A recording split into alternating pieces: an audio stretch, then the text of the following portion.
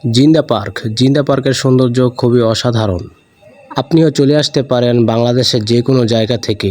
জিন্দা পার্কে কি কি রয়েছে তা সম্পূর্ণ আজকে আপনাদের সামনে তুলে ধরব। আপনারা সাথেই থাকুন আর ফুল ভিডিওটি দেখতে থাকুন। জিন্দা পার্কে আপনি আপনার প্রিয় মানুষটিকেও নিয়ে আসতে পারবেন বা ফ্যামিলির সাথেও ঘুরতে আসতে পারবেন মাত্র 100 থেকে 150 টাকার মধ্যে। আমি আর মামা চলে যাচ্ছি জিন্দা পার্কে। হ্যালো এভরিওয়ান, আসসালামু আলাইকুম, welcome to my another blog. Finally আমি আর মামা একটি অটো নিয়ে বাড়ি থেকে রওনা দিয়ে দিলাম। অটো দিয়ে চলে যাচ্ছি বিরাবো বাজার। বিরাবো বাজারে নেমে তারপর চলে যাব বিরাবো বাজারের ঘাট পারে, যেখানে নদী পারাপার করে।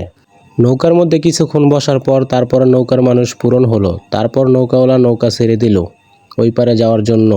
নদীর ওই পার হচ্ছে বেলদি বাজার। আলহামদুলিল্লাহ আমরা খুব ভালোভাবে সুস্থভাবে নদীটা পারাপার হয়ে গেলাম।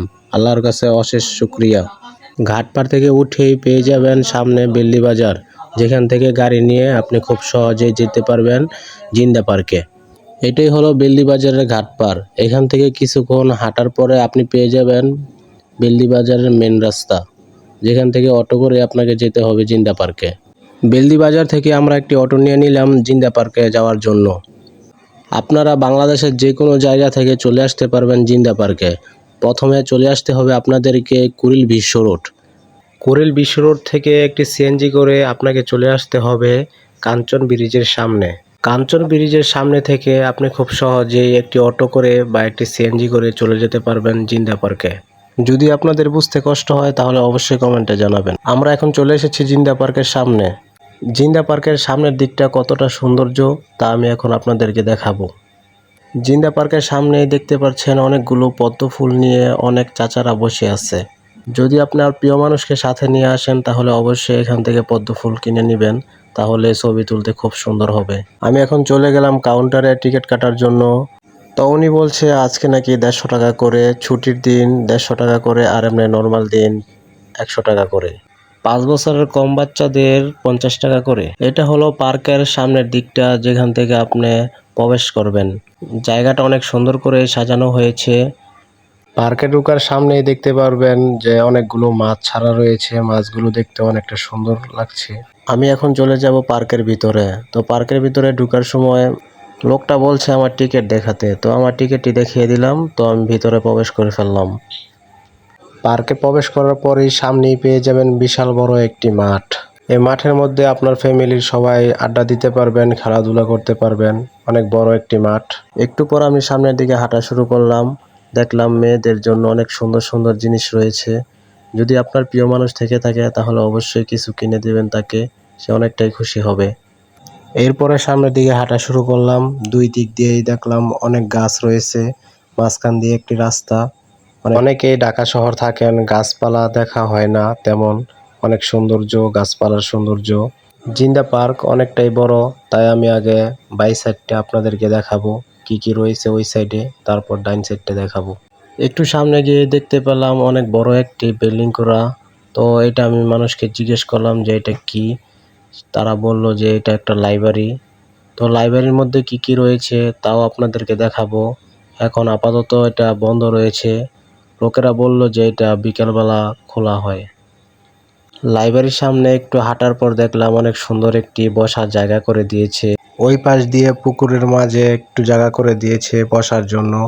এরপর সামনে একটি ঘর দেখতে পেলাম, যেখানে কিনা আপনার ফ্যামিলির সবাই একসাথে খাবার খেতে পারবেন, বসতে পারবেন, আড্ডা দিতে পারবেন। এরপর আরেকটু সামনে গিয়ে দেখি সবাই অনেক ছবি তুলছে, ভিডিও করছে। তো আমরাও একটু ভিডিও করলাম। তো এখন আমি আপনাদেরকে নিয়ে যাব ডাইন সাইডটা দেখানোর জন্য। পার্কের ডাইন সাইডে কি কি রয়েছে। তো ডাইন সাইডে দেখা যাচ্ছে একটি পুকুরের মধ্যে ডাম দিয়ে অনেক সুন্দর করে একটি ব্রিজ বানানো হয়েছে। পুকুরটা অনেকটাই বড়, দুই পাশ দিয়ে দেখলাম, কিন্তু মাঝখান দিয়ে ডাম দিয়ে ব্রিজ করেছে। অসাধারণ। দুইটা ভাই দেখা যাচ্ছে ছবি তুলছে ফুল নিয়ে হাতে। আমার ইচ্ছা ছিল পুরো শেষ পর্যন্ত আপনাদেরকে দেখাবো, কিন্তু ওই জায়গায় দেখি একটা ভাই আর আপু বসা, তাই আর ওই দিকটায় গেলাম না। এরপরে আমি চলে গেলাম নারকেল বাগানে। নারকেল বাগানের মধ্যে অনেকগুলো গাছ রয়েছে, অনেক মানুষ ভিডিও করছে, ছবি তুলছে।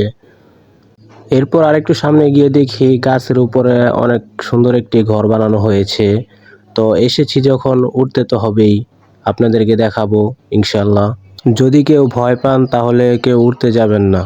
মামা শুধু বারবার বলতেছিল যে আমি উঠতে পারবো কি না। আমি বলছি তুমি কোনো চিন্তা করো না, আমি উঠছি আস্তে আস্তে। তো আমি নিচে চেয়ে দেখি মামা ফোন নিয়ে হাতে তারপরে উঠে পড়েছে। আমি তো মামাকে দেখে অবাক। অনেক কষ্টের পরে আমরা উঠে পড়লাম গাছের ঘরে। খাবারের জন্য অনেক সুন্দর একটি জায়গা, যেটা কিনা ওপরে গাছ রয়েছে, অসাধারণ। মামা চলে গেল অর্ডার দিতে, তো এর ভিতরে কি কি রয়েছে আমি আপনাদেরকে দেখাবো।